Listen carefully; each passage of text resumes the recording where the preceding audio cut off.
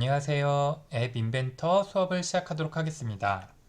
네, 제가 수업에서 라즈베리 파이를 앱으로 제어하는 내용들을 가르치고 있고, 거기서 이제 앱 인벤터를 이용을 해서 앱을 개발하는 방법을 가르치고 있어서 앱 인벤터를 활용해 앱을 만드는 방법에 대한 부분을 온라인으로 공유를 하려고 합니다. 네. 앱 인벤터라는 게 좀 낯설 수 있죠. 그리고 대부분 학생들이 앱을 만들어 본 적은 없을 거라 앱을 만드는 거에 대해서 조금 부담 가질 수도 있는데 이 앱 인벤터라는 것을 이용을 하면 굉장히 쉽게 앱을 만들 수가 있어요. 그래서 이 앱 인벤터가 뭔지를 같이 한번 살펴보면 앱 인벤터는 구글과 MIT 대학에서 같이 만든 그런 툴이고 우리가 C 언어나 뭐 매틀랩, 파이썬 이런 것들은 이제 우리가 코드를 직접 작성해서 프로그래밍을 한다면 이 앱 인벤터는 블록 기반으로 내가 원하는 기능들을 클릭해서 드래그해서 만들 수 있는 방식이에요. 앱 인벤터를 가지고 앱 만드는 걸 해볼 텐데 앱 인벤터를 만들기 위해서 우리가 필요한 거는 크롬 브라우저만 있으면 돼요. 크롬 브라우저가 있고 구글 계정만 있으면 돼요. 우리가 뭐 따로 소프트웨어를 설치하거나 이럴 필요도 없이 내가 구글 계정을 만들어서 크롬만 설치가 돼 있으면 로그인만 하면 그것에서 바로 만들 수가 있고, 내가 만들던 파일들을 다른 컴퓨터에서 로그인을 해도 바로 사용을 할 수가 있어요. 그래서 굉장히 유용하고 만들기 쉬운 그런 방식이라고 생각을 하면 되겠습니다. 그래서 먼저는 구글 계정을 만들어야 되고요. 아마 많은 학생들이 대부분 구글 계정을 갖고 있을 것 같긴 한데 구글 계정이 아직 없는 학생들은 구글 사이트에 가서 뭐 구글 계정 뭐 이렇게 뭐 검색을 하거나 아니면 이 사이트 주소를 가서 로그인을 하는 페이지가 나오면 여기서 계정 만들기를 해서 뭐 본인 계정 이렇게 확인을 해서 관련된 정보들을 이렇게 쭉 입력을 하면 돼요. 뭐 이름, 이메일 주소, 뭐 비밀번호 이런 것들을 다 작성하고 확인 눌러주면 되는. 그럼 이제 뭐 계정이 잘 만들어지겠죠. 그리고 나서 크롬이 설치가 되어 있어야 되는데 아마 대부분의 컴퓨터들이 설치가 되어 있지 않을까 싶고, 이것도 마찬가지로 구글 같은 곳에서 크롬 뭐 다운로드 이렇게 검색을 하면 되고, 아니면 이렇게 주소를 바로 치고 들어가도 됩니다. 그러면 이제 이런 화면이 뜨면 뭐 크롬 다운로드 얘를 클릭을 해서 뭐 설치를 해주면 돼요. 이렇게 설치가 다 끝났으면 여러분들이 사용하는 대부분 인터넷 익스플로러를 많이 사용을 할 텐데, 익스플로러 대신에 크롬이 이제 그런 역할을 해주는 거예요. 그래서 크롬을 더블 클릭을 해서 그 창을 띄워주고, 이제 거기에다가 구글 같은 사이트에서 앱 인벤터라고 검색을 해도 되고, 아니면 이렇게 주소를 바로 치고 들어가도 돼요. 그래서 아무래도 주소를 직접 치는 것보다는 앱 인벤터라고 검색을 하는 게 좋겠죠. 편하겠죠. 그래서 그렇게 검색해서 들어오면 되고, 그럼 아래와 같은 화면이 뜰 거예요. 그럼 지금 빨간색으로 되어 있는 것처럼 크리에이트 앱이라는 것을 클릭을 해주면 아마 이제 로그인이 안 되어 있으면 로그인을 하라고 할 거고, 로그인이 되어 있으면 이제 이런 화면이 뜰 거예요. 그럼 이게 여러분들이 핸드폰 앱을 만들 수 있는 개발 환경이 되는 거예요. 그래서 그럼 여기 맨 왼쪽 위에를 보면 스타트 뉴 프로젝트라는 버튼이 있을 거예요. 그럼 이 버튼을 눌러주면 이제 기본적으로 우리가 앱을 만들 수 있는 그 환경이 이제 구성이 되고, 그리고 이게 아마 기본적으로 영어로 나올 텐데 오른쪽 위에 여기 English라고 되어 있는 걸 클릭을 하면 여러분들이 편한 언어를 선택을 해서 보면 돼요. 네, 이렇게 하고 나면 여러분들한테 아마 이런 화면이 보여질 거예요. 그래서 이 각각이 어떤 것인지를 살펴볼 건데, 먼저 뷰어부터 설명을 해주면, 뷰어가 여러분들이 만들 앱의 화면 구성이 어떻게 될지를 보여주는 부분이라고 생각을 하면 돼요. 그리고 왼쪽에 보면 팔레트라고 있죠. 이건 뭐냐면 여러분들이 만들 앱의 화면을 구성하기 위한 요소들이 여기 있는 거예요. 예를 들면 우리가 버튼을 누르면 뭔가 동작하는 이런 프로그램을 만들려고 한다. 그러면 왼쪽에 있는 팔레트에서 버튼을 클릭해서 드래그해서 뷰어에 있는 화면에 가져다 놓으면 버튼이 있는 그런 앱을 만들 수 있게 되는 거예요. 뭐 이 외에도 뭐 체크 상자, 뭐 날짜 선택, 이미지 뭐 이런 등 내가 앱을 만드는데 필요한 요소들을 왼쪽에서 이제 끌어다가 놔두면 되는 거예요. 그래서 여기 보면 뭐 사용자 인터페이스도 있고, 사용자가 뭔가 누르면 동작하게 하기 위한 것들도 있고, 레이아웃은 이제 화면을 구성하기 위한 뭐 내가 사행 사열짜리 뭐 화면으로 쪼개서 구성을 하고 싶다. 뭐 이런 식으로 화면 구성을 할 때 사용을 하는 거고, 미디어는 뭐 음악이나 동영상 재생 뭐 이런 것과 관련된 거, 뭐 그림을 그리는 거, 지도와 관련된 거, 아까 말했던 뭐 GPS나 뭐 이런 가속도 센서 같은 이런 센서를 이용을 하는 거, 뭐 문자를 보내거나 뭐 이런 걸 이용을 한 거 등등등등 다양한 기능들이 있어요. 그래서 이것들은 우리가 앞으로 하나씩 사용을 해보도록 할게요. 그래서 이제 뷰어와 팔레트에 대해서 살펴봤고, 그러면 이제 예를 들어서 팔레트에서 어떤 요소를 내가 클릭해서 뷰어에 가져다 놨다. 그럼 그 목록들이 여기 4번에 보이는 컴포넌트에 이렇게 쭉 목록들이 뜨게 돼요. 그러면 내가 어떤 요소들로 이 앱을 구성했는지를 볼 수가 있고, 그 각각의 요소들을 내가 클릭을 하면, 내가 얘에 대한 정보를 보고 싶다라고 해서 얘를 클릭을 하면 오른쪽에 이제 속성창에 얘와 관련된 속성 정보들이 뜨게 돼요. 그래서 뭐 내가 얘를 뭐 정렬은 어떻게 할지, 뭐 화면에 보이는 글자는 어떻게 할지, 뭐 이런 것들을 설정을 해줄 수가 있어요. 그리고 이제 여기 보면 디자이너라는 게 있고 블럭이라는 게 있죠.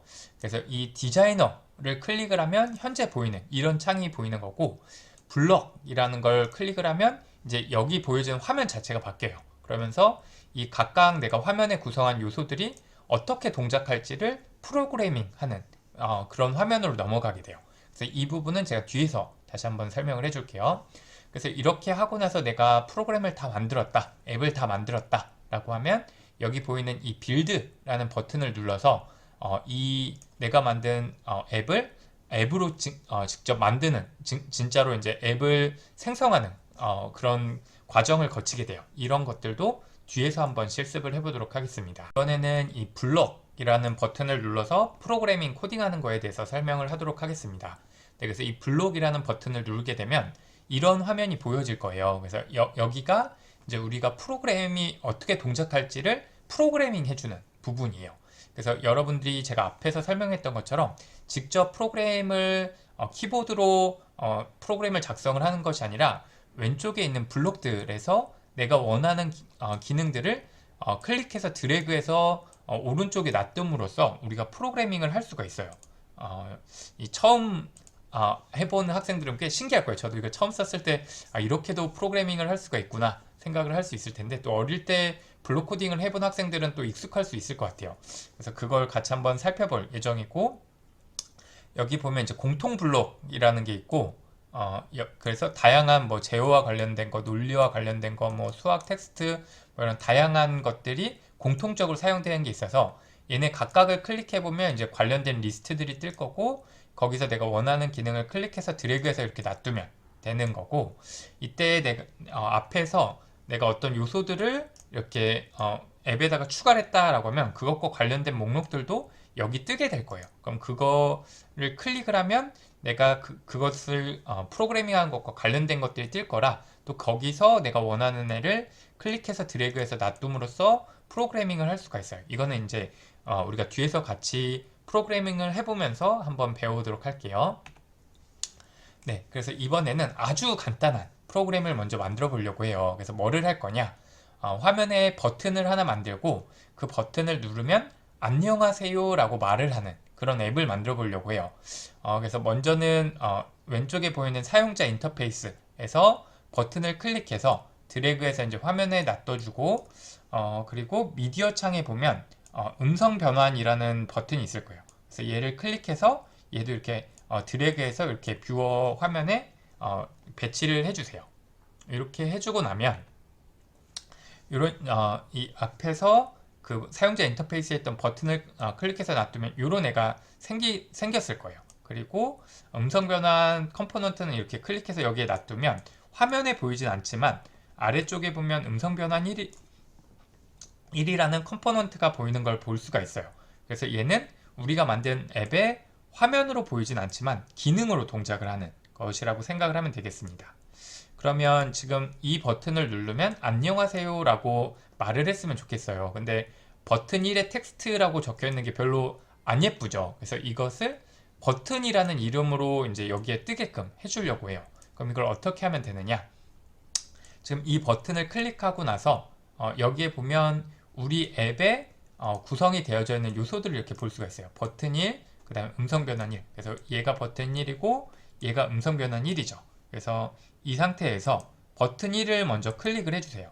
그래서 얘를 클릭을 하면 이것과 관련된 이런 것들이 이렇게 쭉 나와요. 그래서 뭐 얘에 대한 뭐 배경색, 뭐 글꼴 두께, 이탈릭, 뭐 글꼴 크기, 뭐 이런 것들이 나오는데 먼저는 우리가 뭘 바꿔볼 거냐면 여기에는 이 텍스트에 있는 이 부분을 바꿔볼 거예요. 그래서 여기를 클릭해서 이 전에 쓰여져 있던 건 지우고 여러분들이 원하는 글자를 적으면 그게 지금 이 버튼의 글자로 나타나는 거예요. 그래서 여기를 지우고 여기에다가 버튼이라고 적어주세요. 그러면 여기가 이제 버튼이라고 보여질 거예요. 그리고 여러분들이 원하는 대로 뭐 내가 뭐 글꼴 크기를 바꾸고 싶다, 뭐 글꼴을 기울이고 싶다, 두껍게 하고 싶다, 뭐 글꼴을 바꾸고 싶다, 이런 것들은 여러분들이 원하는 대로 이렇게 바꿔주면 되는 거예요. 그래서 이렇게 바꿨다라고 하면 이제 이 화면에 보이는 건 된 거고, 이 블록 버튼을 눌러서 이 버튼을 눌렀을 때 뭔가 동작하는 그런 코드를 이제 작성을 해보려고 합니다. 다시 한번 좀 정리를 해서 설명을 해주면, 우리가 지금 이 디자이너 블럭에서 작성을 했던 거는 화면에 보여지는 게 어떻게 보여질지에 대한 것을 구성을 하고, 이때 얘가 동작하는데 필요한 기능들을 추가를 해준 거예요. 하지만 컴퓨터는 지금 얘를 눌러도 아무 동작을 하지 않을 거예요. 왜냐하면 얘를 눌렀을 때 어떤 동작을 해야 될지에 대해서 우리가 아직 정의해주지 않았기 때문에 동작을 할 수가 없는 거죠. 그러면 얘를 눌렀을 때 동작을 하게끔 하려면 그걸 어딘가에 정의를 해줘야겠죠. 그거를 블록에서 이제 하는 거예요. 그래서 이 블록 버튼을 눌러주면 이제 아까 말한 것처럼 이 아래에 보이는 이런 창으로 뜨게 될 거예요. 그럼 여기에 보면 제가 뒤에 페이지에서 먼저 보여줄게요. 이런 화면이 뜨게 될 거고, 여기에 보면 왼쪽에 내가 프로그래밍 할 때 필요한 요소들이 이렇게 있는 거예요. 제어와 관련된 거, 뭐 논리와 관련된 거, 이런 애들이 쭉 있고, 그 다음에 내가 화면 구성하면서 추가한 애들이 여기 있고, 그래서 내가 필요한 애들을 클릭하면 그것과 관련된 기능들이 뜨고, 걔를 클릭해서 드래그해서 놔두면 되는 거고, 그럼 여기서 우리가 놔둘 때 이 블록들이 크게 이렇게 세 가지 정도가 있어요. 그래서 이벤트 블록이라는 게 있고, 그래서 각각 하나씩 설명을 하면서 먼저 얘기를 해주면, 이벤트 블록은 뭐냐면 예를 들면 아까 버튼을 누르면 뭔가 동작을 하게 해주고 싶다라고 했잖아요. 버튼을 누른다, 이런 것이 컴퓨터 입장에서는 이벤트예요. 뭔가 사건이 발생을 한 거죠. 사용자가 버튼을 눌렀구나.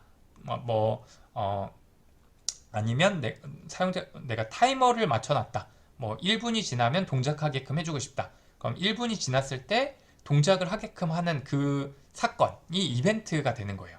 이런 식으로 어느 사건이 됐을 때 뭔가 동작하게 하고자 하는 그런 게 이벤트 블록이에요. 예를 들면 버튼 1이 클릭되었을 때 이런 게 이벤트인 거고, 이때 얘를 실행하게 하겠다, 이런 식인 거예요. 네. 그 다음에 값 지정하기 블록은 뭐냐면, 우리가 어떤 뭐 글자라던가 아니면 뭐 우리가 예를 들면 여기에 지금 이 글자를 바꿔주고 싶다, 또는 화면에 그림을 바꿔주고 싶다, 이런 걸 해줄 수 있잖아요. 그런 걸 바꿔주는 거. 그래서 내가 이 값으로 바꿔주고 싶다, 이럴 수 있잖아요. 그래서 어떤 걸 바꿔줄지 그것을 지정하는 게 지정하기 블록인 거고, 그 다음에 그 값을 대체해줄 값이 값 블록인 거예요. 그래서 이걸 가지고 이제 같이 코딩을 해볼 거예요. 그래서 우리는 어떻게 할 거냐면 이렇게 코딩을 해볼 거예요. 지금 말한 앱은 언제 버튼 1이 클릭됐을 때 텍스트 값을 안녕하세요로 바꿔주겠다라는 거예요. 이런 식으로 우리가 왼쪽에 있는 애들 클릭해서 드래그해서 여기 놔두고, 이 부분들을 여기에 이렇게 맞춰서 드래그해서 이제 여기에 맞춰주면 얘가 이제 코딩이 되는 거예요. 그래서 그걸 같이 한번 해볼 건데, 먼저 이 블록 화면에서 스크린에 보면 이제 버튼 1이라는 게 있을 거고, 버튼 1을 클릭을 해보면 이제 이런 게 뜰 거예요. 이런 게 뜰 거고, 내가 버튼 1과 관련된 프로그래밍을 이런 애들을 할 수가 있는 거예요. 그래서 지금 내가 이 이벤트 블록을 통해서 이벤트가 버튼을 1이 클릭이 됐을 때 뭔가 동작하게 해줄 수도 있고, 버튼 1이 뭐 포커스를 받았을 때 버튼 1을 그냥 클릭이 아니라 길게 눌렀을 때, 뭐 포커스를 잃었을 때, 터치 다운 했을 때, 터치 업 했을 때, 뭐 이런 여러 가지 경우에 대해서 동작하게끔 코딩을 해줄 수가 있는 거예요. 그래서 우리는 이 중에서도 먼저 버튼을 클릭했을 때를 이용을 할 거예요. 그래서 얘 클릭한 상태에서 이게 뜨면 얘를 클릭을 해서 드래그를 해서 이렇게 화면에 놔둬 주세요. 네. 그리고 나서 여기 아래 보면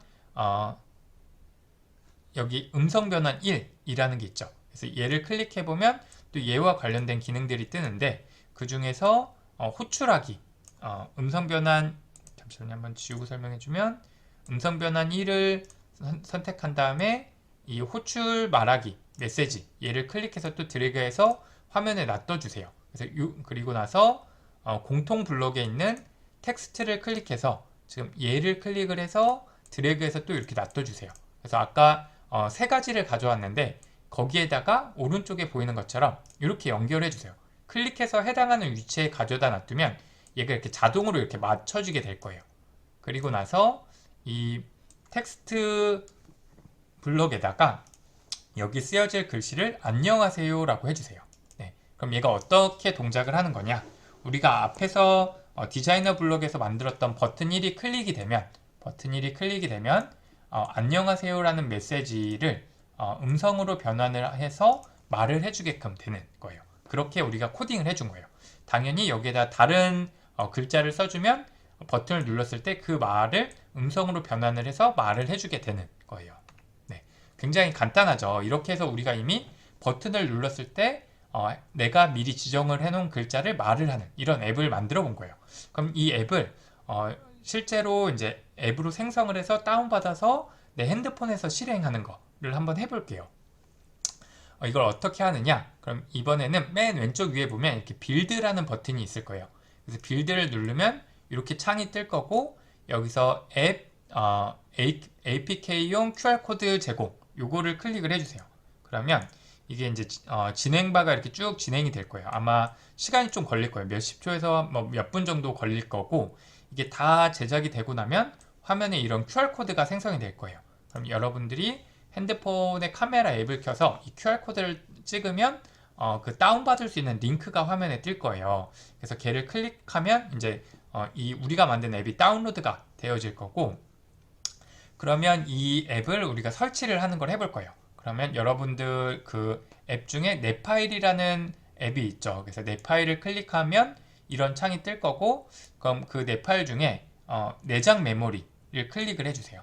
그러면 내가 다운로드 받은 애들을 확인을 할 수가 있을 거고, 거기에 내가 만든 프로그램 앱 설치하는 파일이 있을 거예요. apk라는 확장자명으로. 그리고 이 앞에 있는 건 우리가 앞에서 프로젝트 만들 때 만들었던 이름이 이제 이 이름으로 되어 있는 거예요.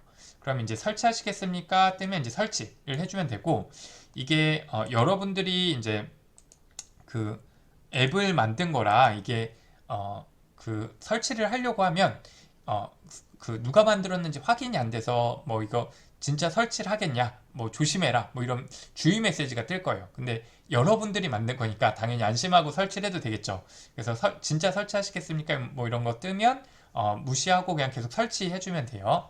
그러면 이제 여러분들 앱에 여러분들 이름으로 만든 이런 앱이 설치가 될 거고, 네, 미안합니다. 여기 앱이 설치가 될 거고, 얘를 더블 클릭하면 우리가 만든 앱이 이렇게 실행이 되는 거예요.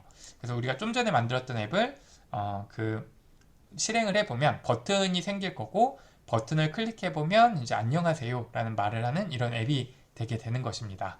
네, 굉장히 간단하고 재미있죠. 내가 이렇게 간단히 클릭하고 드래그해서 앱을 만들 수 있다라는 것도 신기한데, 그리고 이제 이 그 앱 인벤터가 좋은 게 뭐냐면 굉장히 많은 기능들이 이미 다 이렇게 굉장히 쉽게 구현이 되어져 있어요. 그래서 우리가 이런 사용법만 알면 좀 복잡한 이런 앱들도 굉장히 쉽게 만들 수가 있어요. 그래서 그런 기능들이 어떤 게 있고 있는지를 살펴보고 그걸 가지고 간단한 앱들을 여러 가지를 만드는 걸 계속해서 실습을 해보려고 합니다. 또 아이폰을 사용을 하는 학생들도 아이폰에다가 앱을 설치를 해서 앱 인벤터를 실행을 해볼 수가 있는데요. 그래서 여러분들이 앱스토어 아이폰을 사용을 하는 학생들은 앱스토어에 가서 MIT 앱 인벤터라는 앱을 이렇게 다운을 받아서 설치를 해주세요. 그래서 얘를 실행을 하면 아래와 같은 이런 화면이 뜨게 되고 여기서 스캔 QR 코드를 눌러서 QR 코드를 찍어주면 되는데 이때 우리가 안드로이드 폰을 쓸 때는 빌드를 눌러서 앱을 빌드를 했었는데 여러분들이 아이폰으로 실행을 할 때는 그 옆에 있는 연결 버튼을 누르고 그 다음에 이제 AI 컴패니언이라고 되어 있는 부분을 선택을 해주면 됩니다. 그래서 다시 한번 잠시만요. 제가 커서가 네 연결을 누른 다음에 그 다음에 AI 컴패니언이라고 누르면 오른쪽과 같이 QR 코드가 나올 거예요. 이거는 이제 빌드에서 나오는 QR 코드랑은 좀 달라요. 그래서 이 QR 코드가 나오면 MIT 앱 인벤터를 가지고 스캔 QR 코드를 해서 이 QR 코드를 찍어주면 안드로이드 폰에서도 앱 인벤터를 실행을 해볼 수가 있습니다. 여러분들이 만약에 안드로이드 폰이 없는 경우에는 컴퓨터에서도 우리가 만든 앱을 테스트를 해볼 수는 있어요. 컴퓨터에는 뭐 GPS라든지 가속도 센서 같은 센서가 없어서 그런 기능들은 사용을 해볼 수는 없지만 그런 것과 상관없는 앱을 만들었을 때는 컴퓨터에서도 실행을 해볼 수가 있어요.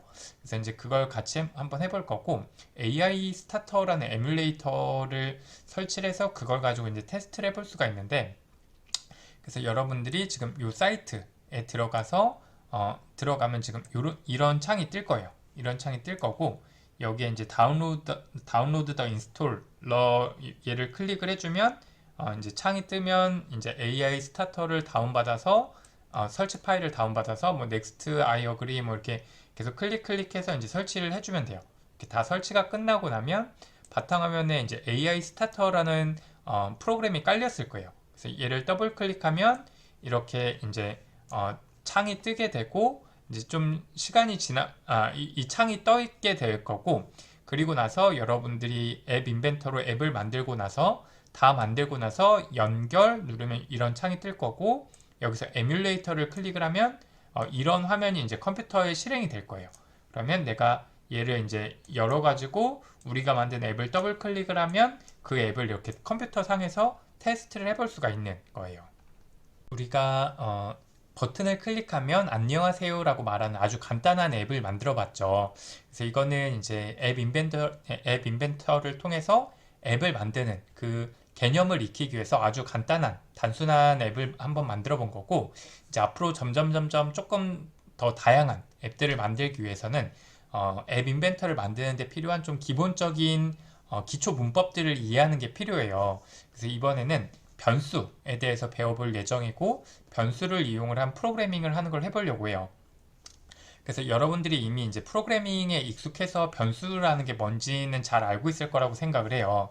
그래서 변수라는 건 어떤 값을 저장하기 위한 것이라고 생각을 하면 되고 그래서 뭐 숫자를 저장할 수도 있고 뭐 문자열을 저장할 수도 있죠.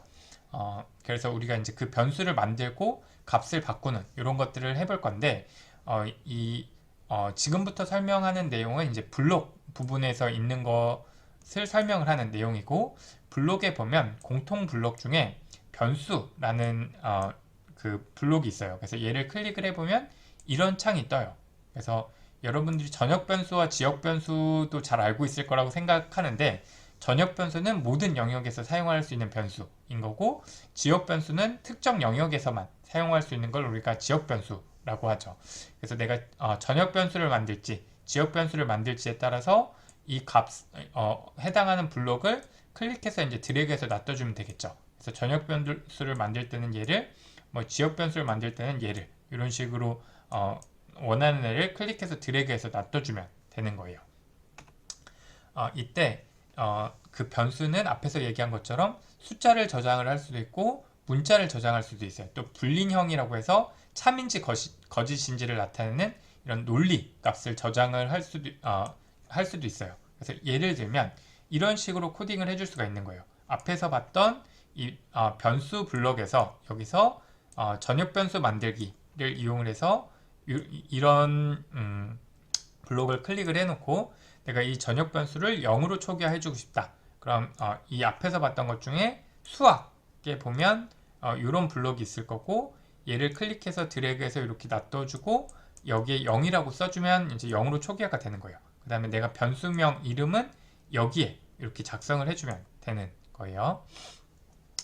그리고 뭐 마찬가지로 이제 문자열을 입력을 하고 싶다라고 하면 텍스트 블록에서 얘를 가져와서 여기에다가 문자열을 입력을 하면 되는 거고, 이런 불린형을 입력을 하고 싶다. 그럼 논리 블록에서 참 거짓 얘를 가져와서 사용을 하면 되는 거예요. 그리고 얘를 뭐 참을 가져왔어도 얘를 클릭하면 이제 참 거짓이 나올 거예요. 그럼 거짓을 선택해서 바꿔줄 수도 있어요. 네, 그리고 이렇게 네, 제가 앞에서 설명한 것처럼 이제 전역 변수와 변수에는 전역 변수와 지역 변수가 있는데, 전역 변수라는 건 프로그램 모든 곳에서 사용을 할 수 있는 변수인 거고, 지역 변수는 특정 영역, 일부 영역에서만 사용할 수 있는 변수였죠. 그래서 전역 변수를 만들고 싶으면 전역 변수 만들기 가져오면 되고, 지역 변수를 만들고 싶으면 지역 변수 만들기 가져오면 되고, 이 값들에 대한 이름은 여기에다가 내가 원하는 이름을 적어주면 되는 거고, 이 값을 어떤 값으로 설정을 해줄지는 여기에 해당하는 숫자나 문자열이나 불린 값을 클릭해서 드래그해서 놔둬주면 되는 거예요. 네. 네. 그래서 여기서 그 설명을 해주면, 그래서 이렇게 생성이 된 전역 변수는 모든 곳에서 사용을 할 수가 있는 거고, 이렇게 생성이 된 지역 변수는 이 블록 내부에서만, 여기에서만 쓸 수가 있는 거예요. 다른 곳에서는 사용을 할 수가 없고. 네. 그래서 이제 값을 읽거나 가져오거나 하는 것들을 살펴볼 건데, 이렇게 이제 변수가 생성이 되고 나면 그 값을 가져와서 다른 곳에 값을 사용을 할 수도 있고, 이 값을 변경을 해줄 수도 있어요. 그러면 예를 들어서 제가 이 앞에서 전역 변수로 스코어라는 변수를 만들었다 라고 생각을 해볼게요. 미안해요. 여기에 이제 이런 스코어라는 변수를 만들었다 라고 생각을 해보면, 이 스코어의 값을 가져와서 다른 것을 이 스코어 값으로 바꾸고 싶을 수가 있죠. 그럼 이럴 때는 가져오기를 가져오면 되는 거고, 그게 아니라 다른 값을 가져와서 내가 이 스코어 값을 바꿔주고 싶다 라고 하면 지정하기를 가져오고, 내가 바꿔주고 싶은 값을 여기에 넣어주면 스코어 값이 이 내가 가져온 값으로 변경이 되게 되는 거예요. 네, 이렇게 해서 우리가 그 변수 값을 가져오거나 지정을 해줄 수가 있고, 이때 내가 만약에 이 지정하기를 가지고 이제 지정을 해줄 때는 이런 식으로 이제 값을 수학이나 텍스트 값을 가져와서 이렇게 값을 지정을 해줄 수도 있고, 아니면 앞서 설명했던 것처럼 어떤 이벤트가 발생을 했을 때 이렇게 동작을 해라 라고 해줄 수가 있어요. 예를 들면 버튼 1이 클릭됐을 때 전역 변수 스코어 값 맨 처음에 초기화를 0으로 해줬다라고 하면 그 값이 들어가겠죠. 또는 그 값이 다른 곳에서 바뀌었다, 위에서처럼 이런 식으로 바뀌었다라고 하면 그 값이 이제 여기 들어가게 되는 거예요. 그래서 그럼 레이블 1이라는 텍스트 값이 이 숫자 값으로 변경이 되게끔 바뀌게 되는 거죠. 뭐 이런 것들은 나중에 이제 실제로 하면서 어떻게 동작하는지를 같이 한번 살펴볼게요. 그래서 우리가 이런 블록으로 코딩을 할 때는 이런 블록들을 가져다가 내가 원하는 곳에 결합을 해주면 되는데, 이게 결합이 적절히 되지 않았을 때는 이렇게 X자 표시가 뜰 거예요. 그럼 이 X자 표시는 뭐냐면, 이 블록 코딩을 할 때 얘나 이런 애들은 결합이 돼야 되는데 이 결합이 제대로 되지 않았다, 지금 오류가 있는 거다라는 걸 나타내는 거예요. 그럼 내가 여기 코딩을 잘못했구나 라고 생각하고 수정을 해주면 됩니다. 네, 이번에는 이제 변수를 사용을 해서 수학연산을 수행하는 것들을 해볼 건데, 이 공통 블록에 보면 수학을 봐보면 이렇게 여러 수식들이 있어요. 뭐 더하기, 빼기, 곱하기, 나누기, 뭐 제곱을 하는 것들을 구할 수가 있고, 뭐 오른쪽에 있는 값을 왼쪽에 있는 값에 뭐 넣어주거나 뭐 이런 것들을 해줄 수가 있어요. 이게 는이었나 좀 헷갈리는데 제가 나중에 나올 때 다시 한번 설명을 해줄게요. 그래서 예를 들면 전역 변수 값을 설정을 할 때 그냥 10이라고 할 수도 있지만, 이런 식으로 수학 연산을 해서 넣어줄 수도 있는 거예요. 10 더하기 10을 넣어준다, 뭐 이렇게도 가능하고, 또는 전역 변수 스코어라는 값을 가져와서 거기에 10을 더한 값으로 넣어주겠다, 이런 식으로 해줄 수도 있는 거예요. 그럼 이런 화면 구성은 어떻게 하냐면, 이런 애를 먼저 드래그해서 이렇게 놔두고, 그리고 나서 이런 애를 여기에다가 드래그해서 놔두고, 또 이런 애를 여기에다 드래그해서 놔두고, 이렇게 하면 코딩이 되는 거예요. 네, 그럼 이번에는 우리가 앞에서 배운 이 변수를 이용을 해서, 변수 개념을 활용을 해서 간단한 계산기를 만들어 보려고 해요. 그래서 여기 보이는 것처럼 여기에다가 숫자를 하나 쓰고 여기에다 숫자를 하나 쓰고 내가 더하기를 누르면 두 수가 더해진 결과가 여기 뜨고 빼기를 누르면 앞에 있는 애 빼기 뒤에 있는 애 한 개 여기 뜨고 뭐 곱하기 나누기 한 이 연산 결과에 따른 결과가 여기 화면에 띄워지게 되는 이런 앱을 한번 만들어 보려고 해요. 그래서 이걸 한번 만들어 볼 거고 우리가 이제 여기에 이제 얘는 이제 제목인 거고 얘는 텍스트 박스인 거고 얘는 이제 버튼인 거고 이런 애들을 우리가 이제 어떻게 어디서 가져올지에 대한 게 지금 이런 식으로 나와 있는 거예요. 그래서 이 레이블은 제목 얘는 역할인 거고 여기에 있다라는 거예요.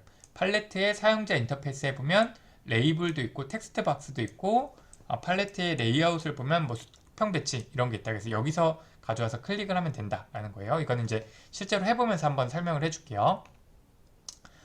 그래서 먼저는 이제 여러분들이 다시 앱 인벤터에 로그인을 했다고 치면 이제 새 프로젝트 만들기를 클릭을 해주고 창이 뜨면 여기서 여러분들이 원하는 이름을 적어주고 확인 눌러주면 돼요. 그럼 이게 앱 이름이 되는 거죠.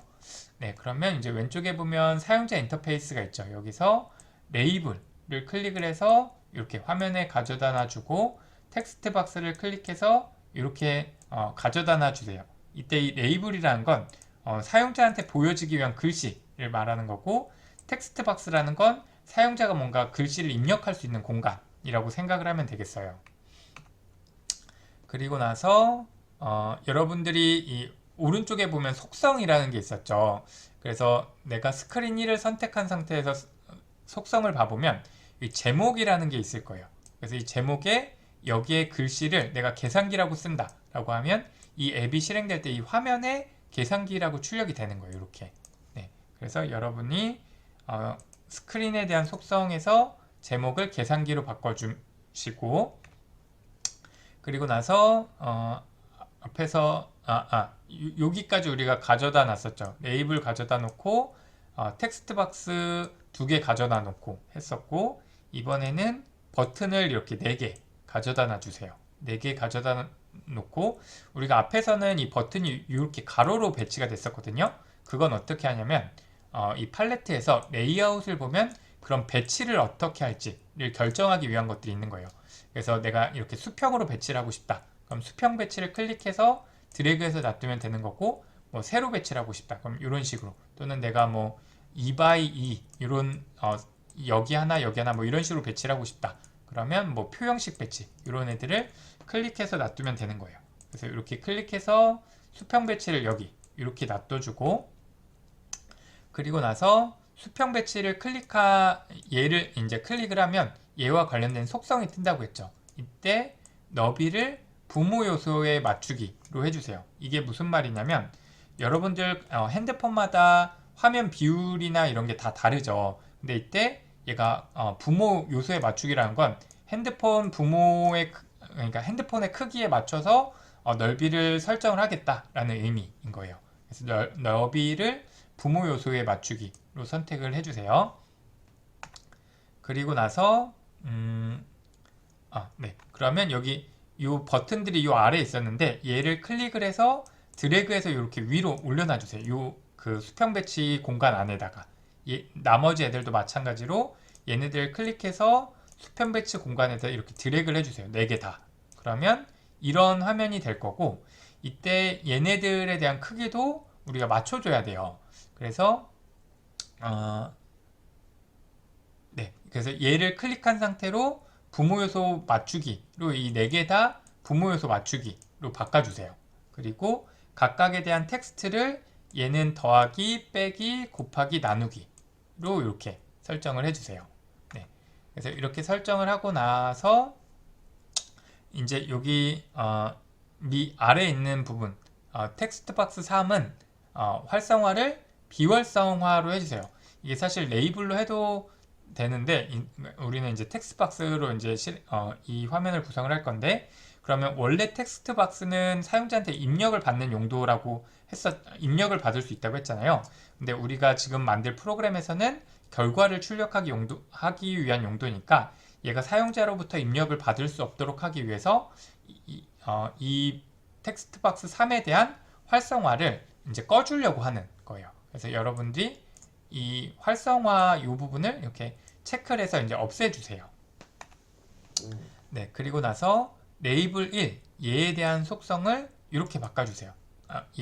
얘를 클릭한 상태에서 뭐 글꼴 20으로 했는데 뭐 여러분들이 원하는 크기로 해주면 되는 거고, 너비를 부모 요소에 맞추기로 해주고, 텍스트를 간단한 계산기라고 해주고, 텍스트 정렬도 뭐 이런 거 다 여러분들이 원하는 대로 하면 되는데, 한번 가운데 정렬로 해보세요. 이렇게 가운데로 글씨가 오도록 이렇게 해주고, 그 다음에 이제 텍스트 박스 이 얘네들에 대한 이 컴포넌트에 대한 이름을 바꿔주려고요. 다시 한번 앞에서 봤으면 지금 여기 이 컴포넌트에 대한 부분에 대한 이름을 바꿔주려고 하고, 지금 보면 자동으로 이런 이름들이 있잖아요. 지금 여기서도 보면 뭐 레이블 1, 텍스트 박스 1, 2, 뭐 버튼 1, 2, 3, 4 이런 애들이 있는데 이 이름을 그대로 써도 되긴 하지만 우리가 나중에 블록 코딩을 할 때 이 이름을 가지고 이제 코딩을 해야 돼요. 근데 버튼 1, 2, 3, 4로 돼 있으면 이게 뭐 더하기인지 빼기인지 헷갈리니까 이 이름들을 각각 오른쪽과 같이 이름을 바꿔주세요.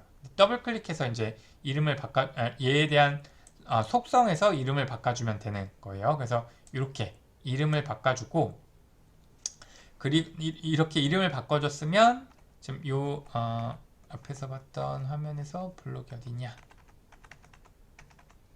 네, 제가 이렇게 강의자를 조금 더 친절하게 만들었어야 되는데, 네, 여기 보면 이제 블록이 있었죠. 이 블록을 클릭해서 이제 코딩을 하는 부분으로 넘어갈게요. 그래서 이렇게 블록을 클릭을 하면 이제 우리가 코딩할 수 있는 화면이 나오죠. 그럼 거기서 네. 지금 이 전역 변수 만들기, 우리가 이제 변수의 전역 변수 만들기가 있었죠. 공통 블록에 변수의 전역 변수 만들기가 있었고, 제가 여기에 써놨네요. 공통 블록에 변수의 전역 변수 만들기가 있었는데, 이런 애를 3개 클릭해서 이렇게 3개 놔둬주고, 각각에 대한 변수 이름을 넘버 1, 넘버 2, 리절트라고 해주고, 그 다음에 이 값들을 0으로 먼저 초기화를 해줄 거예요. 얘는 어디 썼냐면 공통 블록에 수학이라는 곳에 있었죠. 그래서 얘네 3개를 가져다가 이렇게 놔둬주고 각각을 0으로 이렇게 추가를 해주세요. 이렇게 만들어주면 되고, 여러분들이 프로그램을 만들다가 주석을 달고 싶을 수 있을 거예요. 그래서 프로그래밍 해본 학생들은 이제 주석 다는 거를 잘 알고 있을 텐데, 주석이라는 건 프로그램이 실행되는 것과 상관없이 프로그램을 설명하기 위해서 작성을 하는 글이었죠. 근데 얘는 블록 코딩을 하다 보니까 주석을 달 공간이 따로 없는데, 지금 여기 보면 내가 예를 들면 지금 이 변수를 만들었다. 그럼 여기서 오른쪽 우클릭을 하고 나면 이런 창이 뜰 거예요. 그럼 여기에 주석 추가하기라는 게 있어요. 그래서 얘를 클릭을 하면 이런 창이 뜰 거고, 내가 여기에다가 뭔가 글자를 쓰면 그게 이제 이렇게 물음표로 나타나게 돼요. 그래서 이 물음표가 생겼어서 내가 이 주석을 확인하고 싶다. 그러면 물음표를 클릭하면 이 주석이 나타나는 거고, 다시 내가 이 주석을 안 보이게 하고 싶다라고 하면 물음표를 한 번 더 눌러주면 돼요. 네, 이렇게 해서 이런 식으로 코딩을 하려고 해요. 여러분들이 더하기 버튼을 만들었었죠. 그래서 그 더하기 버튼을 살펴보면 제가 이걸 좀 강의자를 조금 더 친절하게 만들었으면 좋았을 것 같은데, 여러분들 제가 잠깐 앞에서 화면을 보여주면 네, 이렇게 했을 때 여기에 여러분들이 추가한 것들이 여기에 나타나게 된다고 했죠. 그래서 더하기 버튼, 뭐 빼기 버튼, 뭐 나누기 버튼, 곱하기 버튼, 뭐 이런 애들이 여기 있을 텐데, 얘네를 클릭하면 얘와 관련된 이런 블록들이 뜬다고 했죠. 그래서 우리가 지금 만드는 프로그램에 보면 4개의 버튼이 있는데, 그 4개의 각각의 버튼에 대해서 더하기 버튼은 이렇게, 뭐 빼기 버튼도 이걸 응용해서 이렇게 만들어주면 돼요. 잠깐만요. 네, 뒤에 강의 자료가 있군요. 네, 그래서 더하기 버튼은 어떻게 동작하게 할 거냐면 이렇게 코딩을 할 건데, 이게 어떤 의미인가를 한 번씩 살펴볼게요. 그럼 얘는 뭐냐면, 더하기 버튼이 클릭됐을 때 얘네를 실행해라 라는 거고, 얘는 뭐냐면 숫자 입력 1, 얘는 뭐였냐면 우리가 만들 앱에 얘의 이름이 숫자 입력 1이었어요. 이렇게. 그 다음에 여기 있는 두 번째 있는 게 숫자 2였어요. 얘가 이렇게 숫자 입력이 였어요. 그래서 이걸 가지고 연산을 하려고 하는 거고, 그래서 버튼 1이 클릭됐으면 숫자 1의 텍스트 값을 읽어와서 그걸 넘버 1의 값으로 지정을 해줘라 하는 거고, 마찬가지로 숫자 2의 값을 읽어와서 넘버 2에 지정을 해줘라 라는 거고, 그럼 얘는 더하기 버튼이니까 전역 변수 num1과 num2를 더한 다음에 그거를 리절트 값으로 리절트 값을 이 값을 지정을 해줘라 라는 거예요. 그리고 나서 이 리절트 값이 이제 화면에 표시가 돼야 되는 거예요. 이건 그냥 변수 값을 이렇게 바꿔준 거고, 이 변수 값이 화면에 표시가 되도록 지정하기, 계산 결과가 뭐였냐면, 지금 여기서 우리가 이 계산 결과가 이름이 어떤 거에 대한 이름이었냐면 얘에 대한 이름이었어요. 그래서 여기에 이제 글씨가 표시가 되도록 이제 이렇게 코딩을 해준 거예요. 그러면 우리가 이렇게 블록 코딩을 하고 나면 더하기 버튼이 클릭됐을 때 숫자 입력 1에 작성된 것과 2에 작성된 게 더해져서 그게 계산 결과라는 위치에 출력이 되게 되는 거예요. 네. 크게 어렵지 않죠. 네. 그래서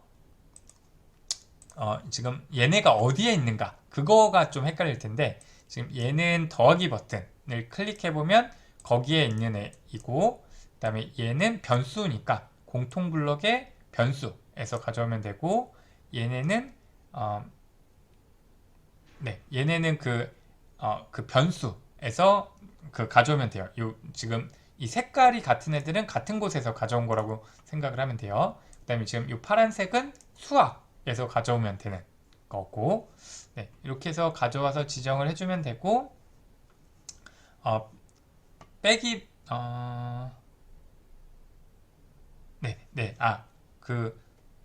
제가 이렇게 코딩을 설명을 했는데, 이거는 이제 우리가 앞에서 배워봤던 변수를 이용하기 위해서 이렇게 해본 거고, 변수를 사용하지 않고 바로 이렇게 작성을 해줄 수도 있어요. 되게 간단하긴 하죠. 위에 있는 것보다 훨씬 간단하긴 하죠. 그래서 그냥 숫자 입력받은, 지금 요거를 여기 가져오고 얘를 여기 가져오고, 그래서 여기 한마디로, 잠시만요, 제가 다시 한번 설명하면, 얘를 그냥 요 자리에 바로 써주고 얘를 요 자리에 바로 써주고, 그걸 또 여기 넣는 게 아니라 그게 바로 여기 들어가게끔 해주면 이렇게 간단하게 짤 수도 있다라는 거예요. 그래서 위에 있는 거나 아래에 있는 거나 뭐 같은 방식인데, 위에서는 이제 변수를 사용을 해서 덧셈 뺄셈을 한 거고, 이제 밑에 있는 거는 이제 그냥 바로 변수 사용하지 않고 작성을 한 거예요. 그래서 네, 이런 식으로 코딩을 해주면 돼요. 그래서 이게 앞에서 설명한 것처럼 변수를 이용한 방식이고, 이건 변수를 이용하지 않은 방식, 얘도 변수를 이용한 방식, 변수를 이용하지 않은 방식, 이렇게 두 가지 방식으로 덧셈, 뺄셈, 곱셈, 나눗셈을 미안합니다. 어떻게 코딩할 수 있는지를 작성을 해본 거예요. 그래서 여러분들이 그 블록 화면에 이렇게 화면에 보이는 대로 드래그해서 코딩을 해주면 돼요. 그럼 얘네가 각각 어디에 있는가를 제가 아까 잠깐 설명하긴 했는데, 다시 한번 보면 얘네가 지금 이 위치들에 있는 거예요. 그래서 여러분들이 이걸 참고해서 해당 위치에서 얘네들 가져다가 드래그해서 화면 구성을 해주면 되는 거예요. 네, 이렇게 다 만들었으면 여러분들이 지난 시간에 배운 것처럼 빌드를 눌러서 QR코드가 나오면 여러분들 핸드폰으로 QR코드를 찍어서 해당 앱을 다운받아서 앱을 설치해서 이제 실행을 해보면 되는 거예요. 네, 이렇게 해서 우리가 앱 인벤터를 이용을 해서 내가 버튼 누르면 해당하는 글자가 핸드폰으로 이제 말이 되는 것도 해보고, 간단하게 그 덧셈, 뺄셈, 곱셈, 나눗셈을 하는 이런 앱을 만드는 것을 해봤어요. 네, 오늘 수업은 여기까지 하고 마치도록 하겠습니다. 네, 수고 많았습니다.